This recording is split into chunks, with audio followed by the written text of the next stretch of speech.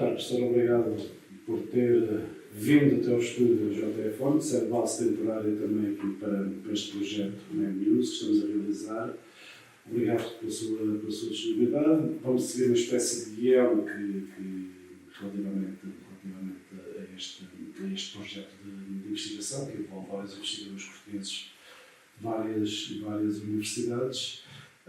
Nós vamos começar a nossa conversa sem nos contar um pouco de si. Nome, idade, tal nascimento, profissão, nível de escolaridade, uma espécie de breve currículo. Exatamente. Muito obrigada. Não sou eu que tenho que agradecer. É muito prazer e para mim uma grande honra ter sido selecionada para lhe dizer aquilo que eu sou, aquilo que penso, às vezes mal, mas enfim, eu sou assim mesmo. Nasci na Covilhã há 77 anos, mas sou mais fundanense do que covilhanense, apesar de gostar muito da minha terra. Fiz a instrução primária numa escola particular, comecei a ler aos 5 anos e quero contar a história. Eu comecei a ler através do século. Em minha casa, o século era diário. E às quintas-feiras tinha um suplemento que se chamava o Pim Pam Pum. E eu comecei a juntar o Pim Pam Pum e de um momento para o outro eu estava a ler. Foi aí que eu fiquei viciada em palavras cruzadas e foi aí que eu fiquei viciada em saber capitais de países. Depois fui para o liceu, obviamente. Isso já iremos. O nível de escolaridade é? Licenciatura Em? Línguas e Literaturas Clássicas. Línguas e Literaturas Clássicas. Onde é que tirou a licenciatura? Na Universidade Católica. Muito bem. Então, pode contar-nos um pouco desse contexto familiar, primordial, não é? Profissão dos pais, com quem vivia e até que idade é que viveu em casa dos seus pais? Na Covilhã, presumo. Na Covilhã. O meu pai era comerciante, a minha mãe ajudava o meu pai no comércio, tinha uma sapataria. Eu considero-me uma das pessoas mais habilitadas, e o termo é esse, para falar da Covilhã e dos 1950, 60, porque como era da classe média, tanto me dava com os filhos dos industriais como com os filhos dos operários que trabalhavam nessas fábricas. De maneira que... Falou da classe média, portanto, tinha uma vida económica desafogada, felizmente. Como é que era o cotidiano dessa vida lá em casa? Portanto, nunca lhe faltou nada, era uma vida cómoda? Era uma vida cómoda, sim. Tínhamos aquilo que antigamente se chamava criadas e hoje se chamam empregadas domésticas. Chegámos a ter 2, portanto, o que significa que tínhamos uma vida desafogada, digamos assim. Pode descrever-nos brevemente como é que era o interior da casa dos seus pais? Eu posso, sim, senhores. Olha, era uma casa que tinha 1, 2, 3, 4 quartos. Depois tinha um quarto mais pequenino, que era o quarto da empregada, e tinha uma sala comum. E tinha uma única casa de banho. Tinha irmãos, irmãs? Tenho uma irmã que me fez a vida negra, porque era mais nova que eu. Geralmente é ao contrário, só as irmãs. Não, mas aquela não. E pronto, e era uma vida muito saudável, porque os meus pais se deram sempre muito bem. Eu nunca ouvi o meu pai discutir com a minha mãe. Quando queriam discutir, metiam-se no quarto. Quando eles se metiam no quarto, a gente pensava, o que é que eles vão fazer? Vão despedir. Vão acertar. Portanto, era uma casa também classe média. Classe média. E agora vamos começar então a pensar em mais alguns pormenores da. Deixa-me só dizer uma Sim, coisa. sim. Rodeada por fábricas, Onde era? Em que zona é que era? era ao cimo do jardim, Ok. rodeada por fábricas, de maneira que a nossa vida era feita ao som do apito da entrada e da saída dos empregados. Naquela altura, muita gente trabalhava nas fábricas, muita gente. Muita gente. E eu vi muita gente, por exemplo, muita gente a correr desenfreadamente, sobretudo as mulheres, descalças. Anos 50, 60. Deve ser. Os filhos delas, obviamente, não eram meus colegas, eram meus colegas de rua, não eram meus colegas de escola, e lembro-me perfeitamente de eu atravessar o Pelourinho, porque eu ia a pé, ninguém me vinha pôr de carro, onde era o Colégio Moderno, sabe onde é que é o Colégio Moderno? É aí. Eu vinha a pé, portanto, desde lá de cima até cá abaixo, e muita criança, como eu, com a minha idade, descalça, que era uma coisa que me fazia muita impressão. E pedi muitas vezes sapatos à minha mãe. Mas essas pessoas descalças era algo muito comum, não era? Era incrivelmente comum. incrivelmente comum. A sua família, já me falou do século, a sua família interessava-se pelas notícias, comentava as notícias em casa? Como é que era esse processo? A minha avó era uma mulher muitíssimo inteligente. E era ela que comprava o certo, todos os dias. Mas fazia aquela coleção dos folhetins. Ela recortava os folhetins todos e lia. Eu tinha um tio que se casou muito tarde e, portanto, esteve até aos 35, 40 anos em casa da minha avó. E esse meu tio trabalhava na tipografia Minerva, era lá o gerente da maquinaria. E era ele que puxava por mim neste sentido. Eu lembro-me, eu tinha 5 anos, não tinha mais que isso, e ele chegou um dia ao pé de mim e disse para si: nunca me chamou Estrelinha, chamava-me sempre Estrela Maria. Estrela Maria, a partir de hoje, todos os dias vais responder a uma pergunta. E eu: está bem, tio. Eu hoje vou-te ensinar qual é a capital da Islândia. Nunca mais na minha vida me esqueci do Reykjavik. Primeiro que eu dissesse aquilo, ao outro dia era a primeira coisa que ele fazia. Antes de me dar um beijo, qual é a capital? Portanto, aí eu devo a curiosidade das coisas. Eu, por exemplo, lembro-me de uma coisa que nunca se lembra, não se lembra, deve ser tempo, o caso da herança Solmer. O caso da herança Solmer é o caso do Champalimau. Eu perguntava ao meu tio: olha, como é que isto vai? E o meu tio respondia: cada vez mais está mais perto do Champalimau, que vai roubar. Comentavam, portanto, as notícias em casa. Liam, nomeadamente, portanto, eu presumo que fosse o jornal o principal meio de comunicação. Era o principal, sim. E aquilo que eu já há muito tempo não ouvia, que é a telefonia. A rádio também estava presente. A rádio também estava presente. Em momento algum, na sua rotina familiar, consegue identificar alguns momentos onde as notícias estivessem presentes, onde assistiu em conjunto, ou era algo muito isolado e muito isolado, não muito individual? Não, olha, muito individualizado. Lembro-me perfeitamente de estarmos todos, eu já ouvia, quando rebentou na Argélia como é que se chama? Uma revolta? Não foi revolta nenhuma. Era uma barragem e que matou aquela malta toda, portanto, aquelas pessoas todas, né? E montes de crianças. E lembro-me perfeitamente de estarmos todos em volta de uma mesa redonda, com a telefonia ali, a ouvirmos.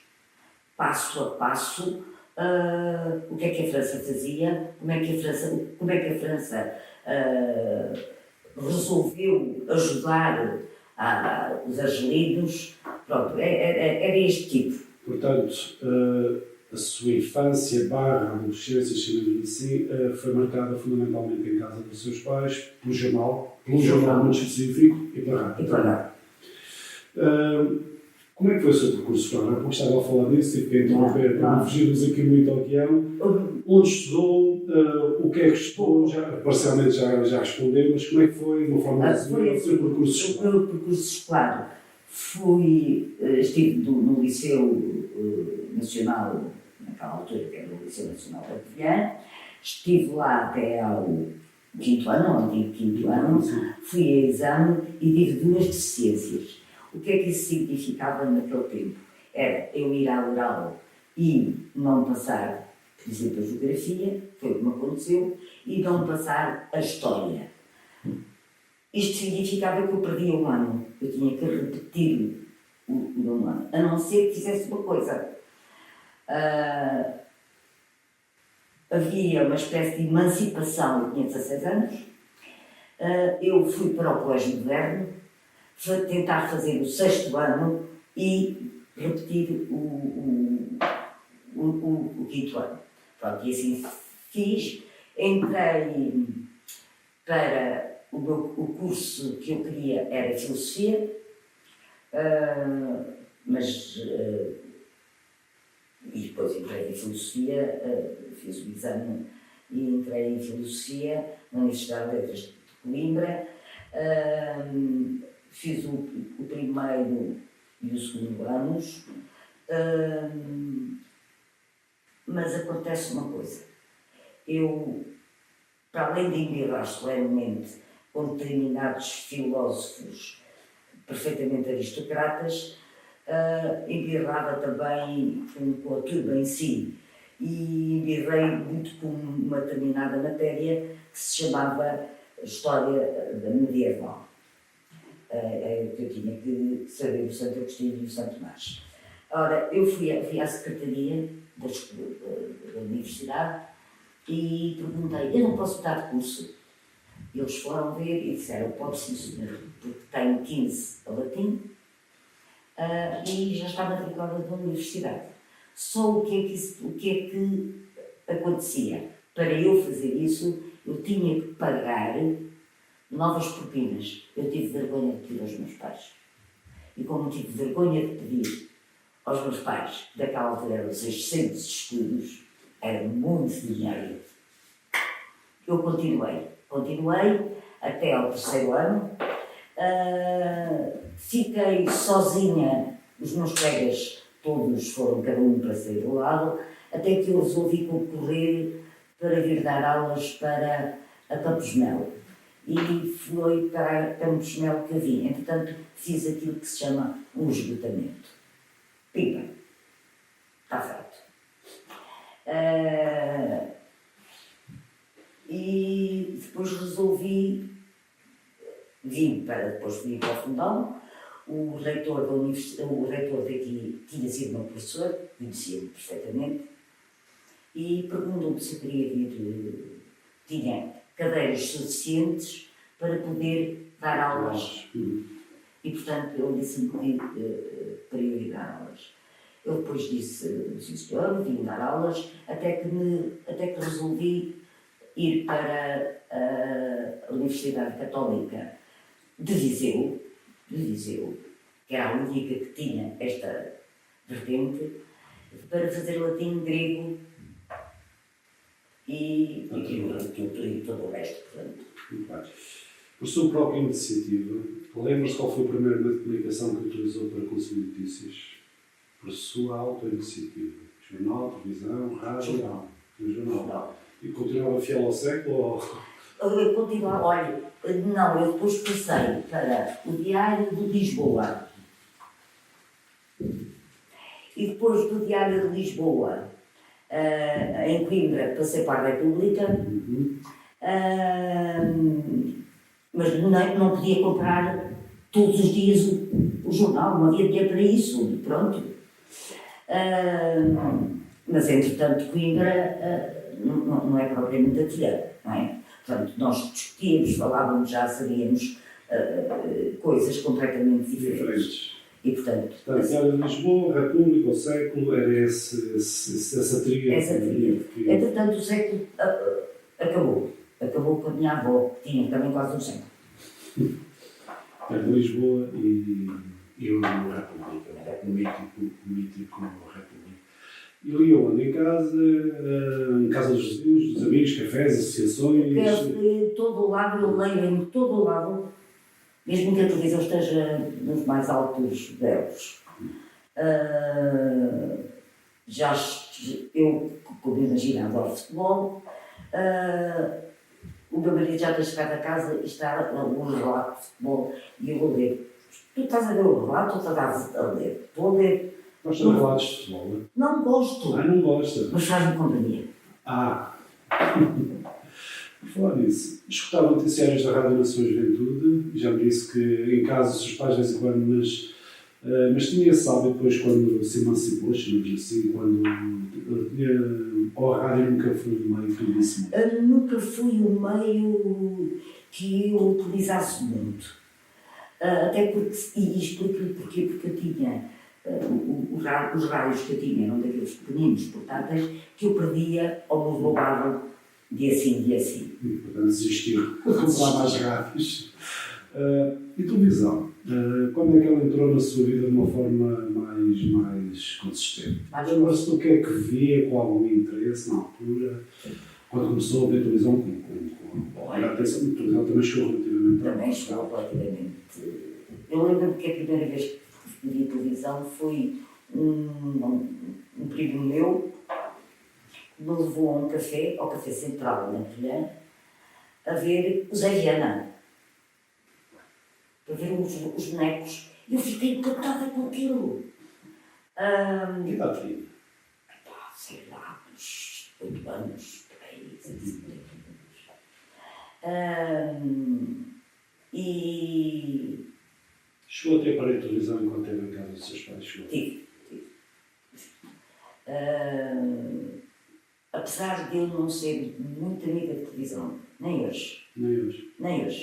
Eu prefiro um bom livro ou um mau livro a estar, até por programa de televisão, a estar...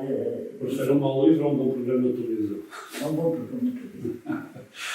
E falava de notícias com os seus amigos e colegas da sua juventude, comentavam? Comentávamos muito bem. Por exemplo, uma das coisas que eu me lembro perfeitamente foi da Guerra dos 6 Dias. Lembro-me disto e lembro-me da discussão que houve por causa do modo sinal, como é que é isso? No tribunal. Lembro-me disto perfeitamente. Como me lembro de ter visto aquela de 1968, quando houve aquelas... houve uma trovoada enorme, houve umas inundações horrorosas em Lisboa. Isso, lembro-me perfeitamente. Isso de ter acompanhado. Vamos falar agora já da sua vida adulta. Assim vamos entrar no outro bloco. Já falou um pouco nessa questão. Como é que foi, de uma forma muito breve, obviamente, o seu percurso profissional? Olha, começou a dar aulas no fundão, certo? Não. Comecei a dar aulas na Tilhã. Entretanto, tive o esgotamento. Tive 1 ano e tal. Depois vim para o fundão e uma vez enganei-me a preencher e fui ter a Tilhã. Foi a pior experiência da minha vida. Então? Por uma razão muito simples, porque havia os colegas da Tilhã. O Nuno está muito equivocado do que é aquela gente da Tilhã. Olha, era do género. Boa tarde. Por exemplo, colegas meus. Boa tarde. Eu sou a Ana Maria, licenciada em... Eu sou não sei o quê. Desculpe, a licenciada é colega ou é eventual? Coisas assim.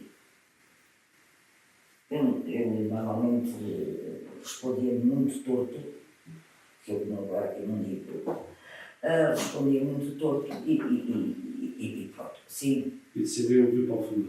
E decidi vir. Não, foi entretanto. Entretanto, fiquei grávida do Manel e fiquei sempre no fundão. Com que idade é que veio para o fundão? Vim para o fundão. Quando se casou? Não. Eu casei-me mais tarde. Eu vim para o fundão com 22, casei-me com 25. Okay. Pode descrever-nos mais uma vez brevemente as mudanças pessoais ao entrar na vida adulta, a nível residencial e familiar, já falou um bocadinho dessa questão. Portanto, passou a morar no fundão, como disse, constituiu a sua própria família. Foi uma mudança, uma transição relativamente normal, pacífica ou... Não, foi muito pacífica. Foi extremamente pacífica. Porque tive a sorte de ter casado com um homem mais velho que eu, que, por um lado, eu era mulher dele e era quase uma filha. Pronto, portanto, ele protegeu-me sempre. Ainda hoje, olha lá, este que vai lá pôr, com que só se for às costas. Portanto, tive sempre uma vida muito depois de casada, muito melhor do que quando era solteira, porque já eu ganhava o meu marido, tive sempre empregada doméstica, residente, portanto, tive sempre uma vida muito desafogada, sem problemas grandes, sem grandes problemas. E os meios de comunicação, na sua casa, nesta fase chamada de vida adulta, os hábitos mantinham-se exatamente o mesmo. Prioridade sempre aos jornais e, presumo, às revistas. Em função de outros, houve aqui uma alteração? Houve aqui... O meu marido só comprava a República. E eu lia a República e via os telejornais, a única estação que havia naquela altura, que era a RTP. E a rádio, sempre a um canto? A rádio sempre quase... Mesmo para o seu marido, também não é grande fã da rádio? Não é grande fã da rádio. Não é? Eu ouço muito rádio nas viagens. As viagens começam... É a primeira coisa que eu faço. E qual é a estação preferida nas viagens? A TSF e a RFM. Portanto, ia perguntar se estavam noticiários na rádio. Presumo que não era... Não. Mas via programas de notícias na televisão. Sim.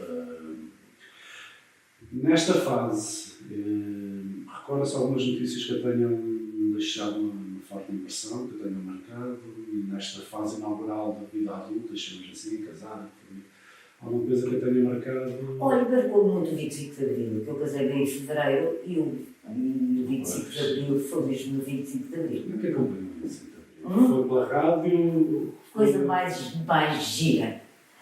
Eu morava, nessa altura, ali nas Fontainhas. Sim.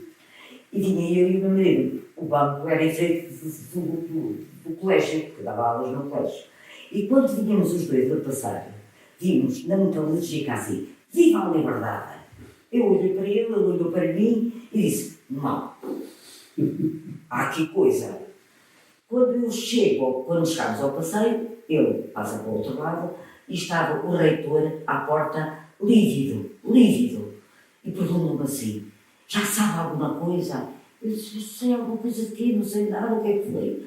Há uma grande revolução em Lisboa. Pronto, a partir daqui é aquilo que se conhece.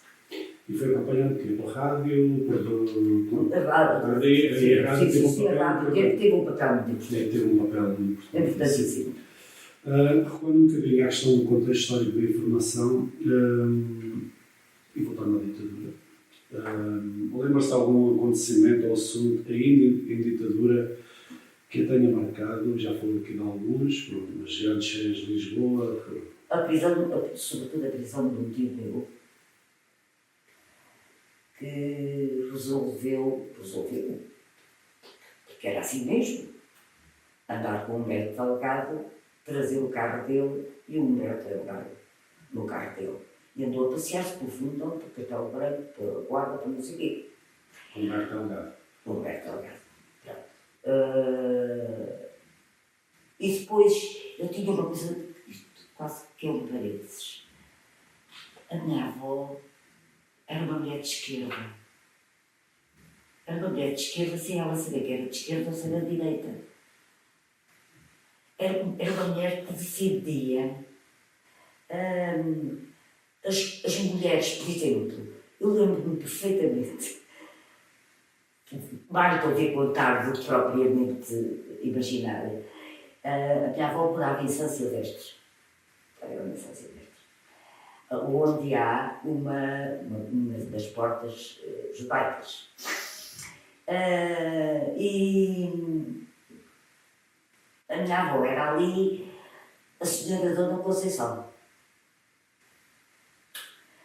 E quando a minha avó sabia que um fulano, que eu sei quem é, não vou dizer o nome, batia na mulher, a minha avó ia lá e depois quase batia no homem. E era a minha avó que chamava algumas raparigas e lhes demonstrava que não podiam ter mais filhos. Vocês não podem ter mais filhos. Todo o homem a pastar, mas não podem ter. Portanto, eu fui habituada a estas coisas. Eu sabia lá se era de esquerda, se era de direita, não sabia nada. Sabia é que aquilo é que era justo. Muito bem. E outras coisas? Lembra-se, por exemplo, de notícias sobre a guerra colonial? Perfeitamente. Havia uma canção na rádio que era Angola, nossa gritarei. Propaganda, portanto. Propaganda, não é? E a minha avó, porque a minha avó morava por baixo e por cima morava um filho, o casado. E a mulher vinha sempre para a rádio e essa porcaria dessa canção vinha a toda a hora, a toda instante. E aquela logo gritava cá abaixo assim: "Oh Fernanda, desliga o rádio!" E chegava à Lua, em 69. Perfeitamente. Eu lembro-me do sítio onde eu estava sentada no Meito, em Coimbra.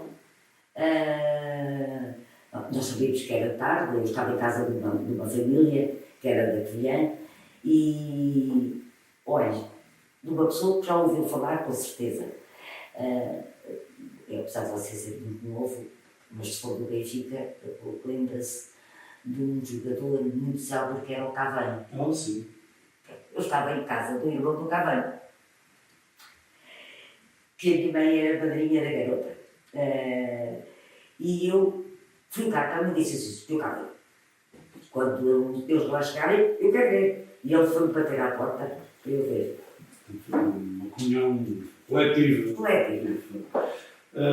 Recorda-se da visita do Papa Paulo VI, ou foi algo que não? Na inauguração da Ponte sobre o Tejo, essas... Vagamente. E os êxitos do futebol português? O Mundial de 66, as taças campeões do Benfica, a taça das taças do Sporting... Está bem, beijo dos meus parabéns e fico muito satisfeita com isso. Mas não se recorda, não. No entanto, calma aí. Se for Portugal, eu sou portuguesa. Eu sei lá se eles estão a jogar bem, se estão a jogar mal. Eu até só sei que é um gol quando a bola está dentro da rede, não sei mais nada do que isso. E mesmo os comentários que o David vai fazendo ou outro, não passam ao lado. Aquilo que eu sou fã, mas fã mesmo, é do hockey patins. Dava muito na televisão e nesta altura também o Portugal era... Exato. Ainda hoje. Lembro perfeitamente, livremente, não sei o quê. Nessa altura, apesar de ser muito nova, tinha conhecimento que as notícias eram censuradas? Ou não? Tinha perfeita consciência, porque vinha gente, pronto, como lhe disse, os meus pais eram universitários, e já nessa altura já havia já tinha começado o êxodo dos nossos imigrantes ir para a França e eles diziam aquilo que cá dizem não é aquilo que acontece.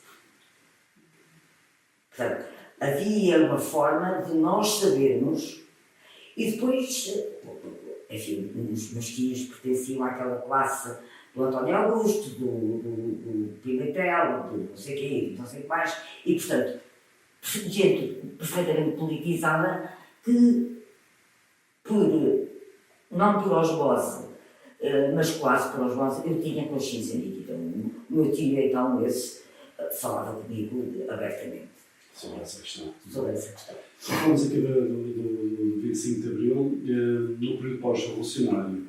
Lembra-se de alguns acontecimentos ou figuras marcantes desse período, da pós-revolução? Isso, por exemplo, a questão da descolonização, da chegada dos retornados. Lembro-me da chegada dos retornados, perfeitamente. Lembro-me da forma como alguns chegaram pobres e mal agradecidos, e uma das coisas que me incomoda mais é todos aqueles que foram retornados não suportam os imigrantes que agora vêm.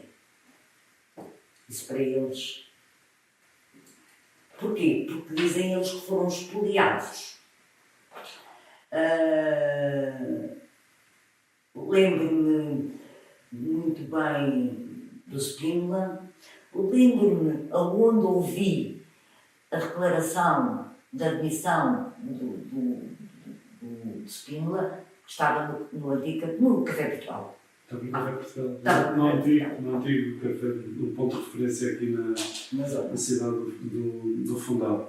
Obviamente se recorda naquele momento a adesão de Portugal à Comunidade Económica Europeia. Muito bem, É uma festa. Uma festa. Na viragem para os anos 90, onde é que vivia? Vivia no Fundão, mas ou em que zona? No Fundão vivia em frente ao mercado. Em frente ao mercado. E manteve exatamente os... Não, mentira. Estou mentira. Já vivia além na rua... não meti o nome de um padre, caramba. Mas vivia no centro do Fundão. Vivemos sempre No centro do Fundão. Sempre no Fundão. E durante essas mudanças de residência mesmo, dentro aqui da cidade de Fundão, os hábitos informativos mantiveram-se sempre. Sim. A prioridade era sempre o jornal, não é? A prioridade é sempre o jornal. E continua a ser. Eu hoje já veio aqui em meio de jornais. Papel, não é? A preferência.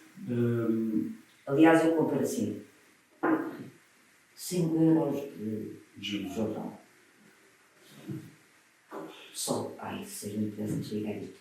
Outro dia cheguei ali na papelaria e assim à rapariga: menina, dê-me lá um expresso impresso. Esse não temos. Mal. Então como é que eu vender? Assim. Vai provocar as pessoas. Queda do Muro de Berlim. Perfeitamente. Guerra do Golfo. Também.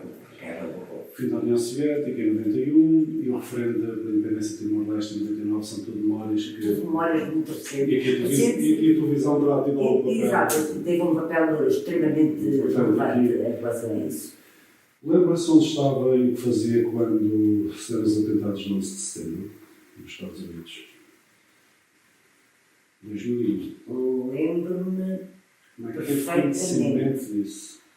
Acho que toda a gente sabe onde é que estava naquele momento. Lembro perfeitamente que eu estava à mesa, uma mesa redonda, e vejo um avião passar por cima da cabeça do Fernando Alcinha, que era eu que estava a o telejornal, se não era ele, era outro, e eu disse: que é isto? E foi das coisas que mais me impressionaram. Estava em casa. E esta resposta... Foi na altura dos exames. E então, depois, eu vim para a escola, meninos, vocês sabem o que é que aconteceu? Depois diziam, também não foi assim tanto, só morreram 100 pessoas. E eu disse assim, continua a ser estúpida. Mas, de facto, há coisas que nos marcam muito.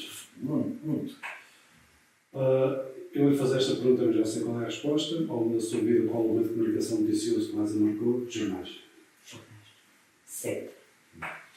E algum jornal em especial ou de forma genérica? Algum República ou...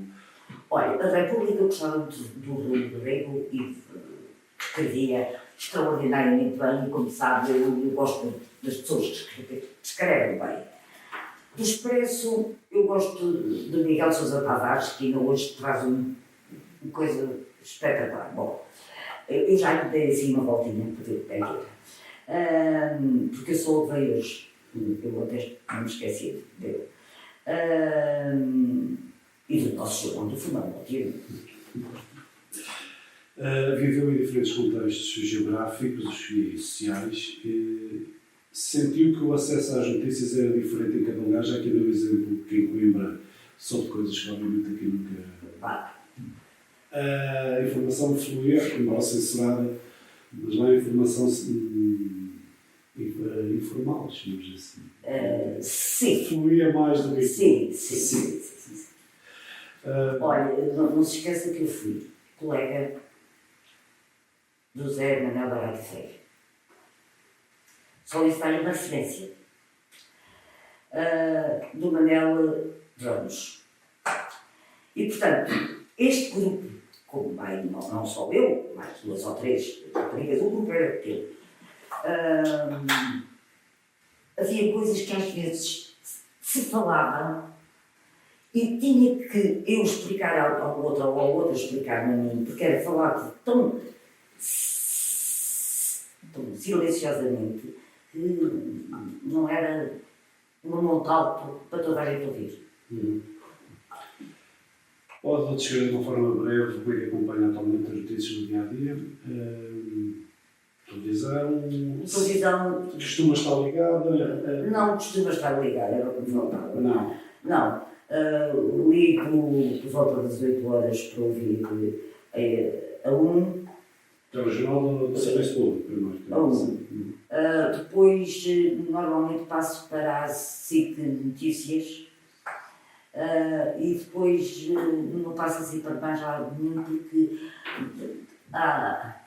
sobretudo quando me aparecem rapazinhas e rapazinhos acabados de sair da instrução primária a dizer baboseiras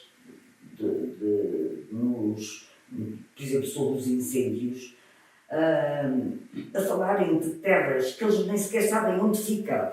Eles estão lá, mas não sabem onde é que ficam. Chateia, não parece? Portanto, entrega-se depois aos jornais, é isso? Sempre. Prioridade é sempre a imprensa impressa. E que interessa.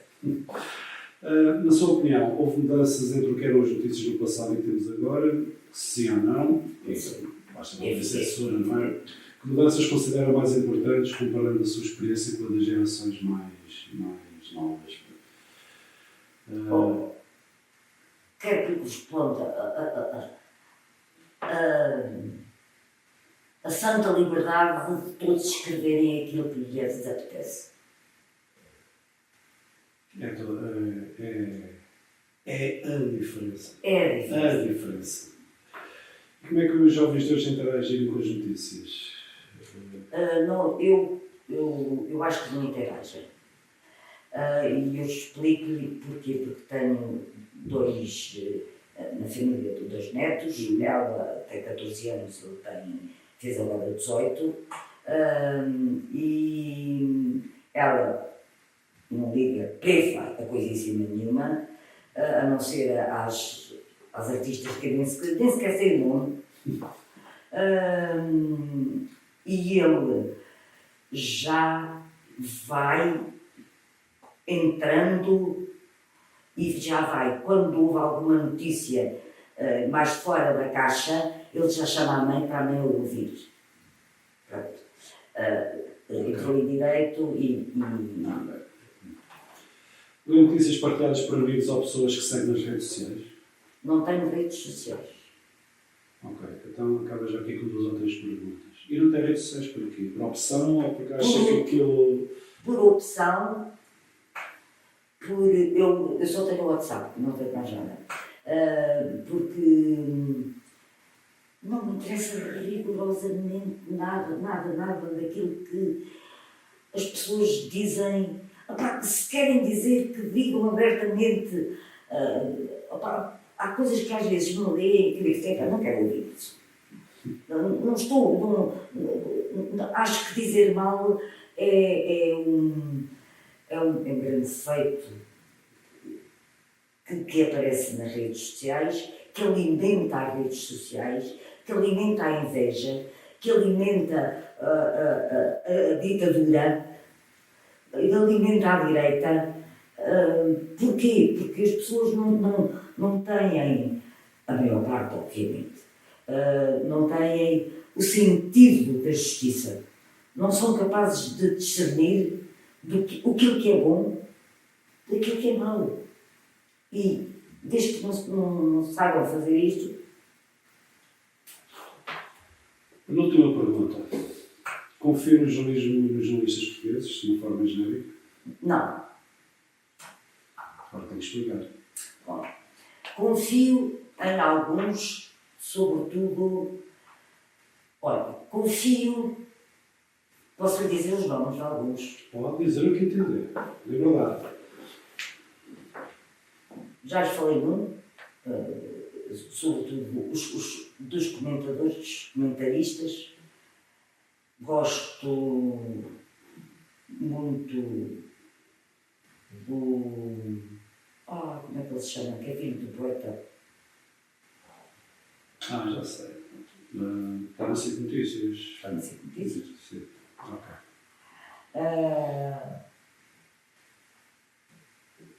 Detesto a Clara Ferreira Alves.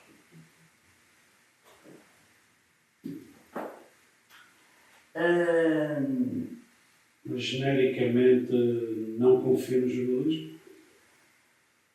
Genericamente não é. Genericamente. Há coisas que eu leio e que digo assim: epá, tu estás a mentir com quantos dentes tens na boca.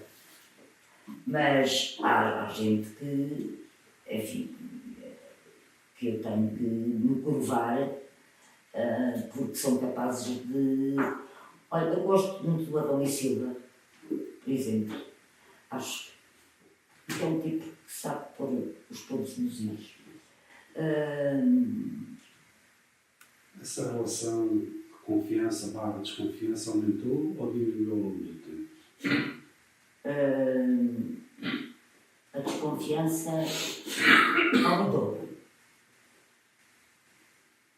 E aumentou porque hoje em dia, eu ainda no outro dia vi um debate em que estavam 4 fulanos, muito lavadinhos, muito bonitinhos, e eram todos, só faltava escrito assim, A, V.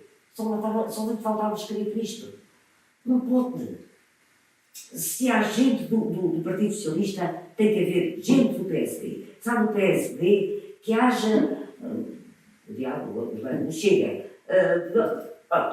Acho que a mistura tem que existir para que cada um possa efetivamente tirar